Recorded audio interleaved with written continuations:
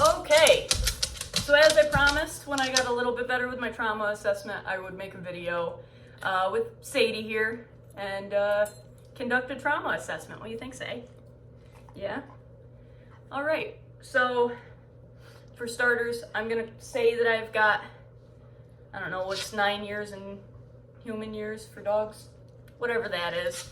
We'll say, just for fun, we'll say 27-year-old female who was hit by a car. She's ready to go.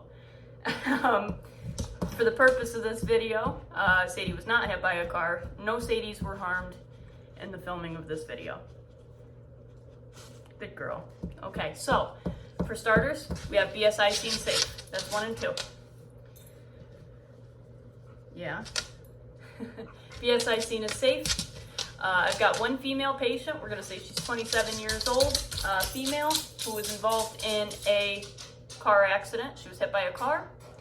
I'm going to call for ALS, and I'm going to have my partner hold C-spine. Sadie! Lay down. Good girl. Okay, pull her this way. There we go. Okay, so for starters. Hello, hello, can you hear me? Are you okay? My patient is unresponsive. I'm gonna go ahead and listen for breathing.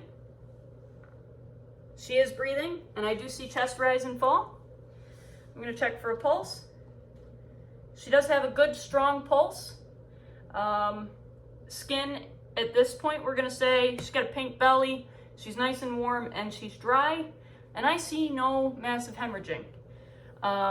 I'm gonna start her on 15 liters a minute by a non-rebreather of oxygen, and I'm gonna update my responding ALS unit, let them know I've got a 27-year-old female who's been hit by a car. She is unresponsive, however, she has breathing, she has respirations, although we'll say they're kind of shallow at this point, and she has a pulse, we'll say that's also weak and rapid. Skin condition, color, temperature, we're gonna say, for the instance of this scenario, we'll say she's cool, clammy, diaphoretic, with no massive hemorrhaging. Okay, so then we're gonna move into our secondary. In our secondary, we're looking for DCAT BTLS. That's deformities, contusions, abrasions, punctures, penetrations, burns, tenderness, lacerations, swelling, instability, and crepitus. So, let's roll you on your belly here, honey. Or on your back here. Good girl. So with this, we're gonna start at the head. I'm gonna feel the top of the head, down the back of the head, and the spine. I'm gonna feel for any step-offs. I feel no step-offs. At this point, I'm gonna take my pen light. I'm gonna look in her ears, into her nose, into her mouth, and into her eyes. Okay, good.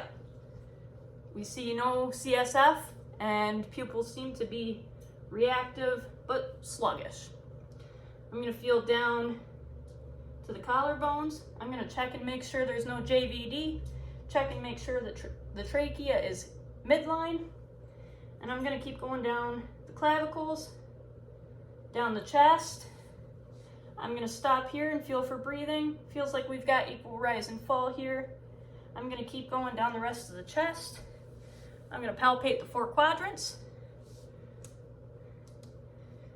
Okay, nothing notable there. I'm gonna check the pelvis. We're going down and in for the pelvis. Okay, I'm gonna note the genitalia. Not gonna do anything with it, but am gonna state it. I'm gonna move down the legs, check for pulse. Can you feel me touching your toes? Can you wiggle your toes? We're gonna pretend we got no response. Gonna feel down the other leg. Check for a pulse. Can you feel me touching your toes? Can you wiggle your toes? Okay, and then we're almost done, baby. We're gonna feel down the arms. Feel for a pulse. Can you feel me touching your paws? Can you wiggle them? And we're gonna do the same thing on the other one. Can you feel me touching your paws? Can you wiggle them? Looking for a pulse. We'll say I got good distal and radial pulses all the way around. And typically we would roll the patient towards us. But for her comfort, I'm gonna let her roll that way. And when we get ready to check the back, we're gonna look down the back of the head, down the thorax and the spine, the buttocks, and the back of the legs. And then we're going to proceed by rolling our patient back onto their back, onto a long spine board. When we do that, we're gonna wanna get vitals. For vitals, we're checking for blood pressure, pulse, pulse quality and rate.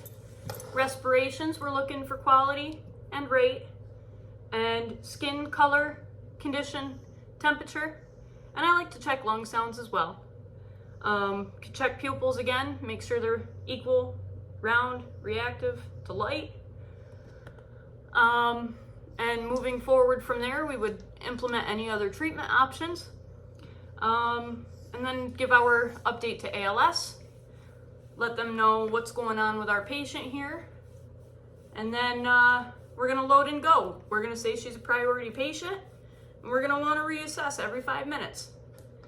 I think that just about covers it. This video is strictly for entertainment purposes, because I said I would do it. So I hope you enjoyed. I think it's Sadie's bedtime. Thanks for watching. Yeah.